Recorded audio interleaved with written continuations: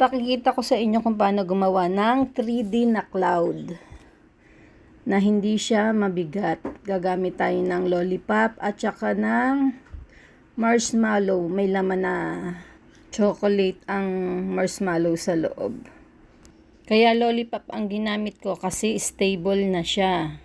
Hindi siya maaring lumuslos yung fondant pag kumapit doon yung marshmallow at nilagyan ko ng cover na fondant.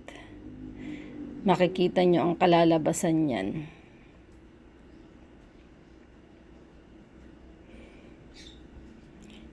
Kailangang ihuhugis mo ng maigi ang fondant pag ikinover mo siya bago mo siya i-cut. At ayan ang ating 3D na cloud. Thank you for watching. Please like and share.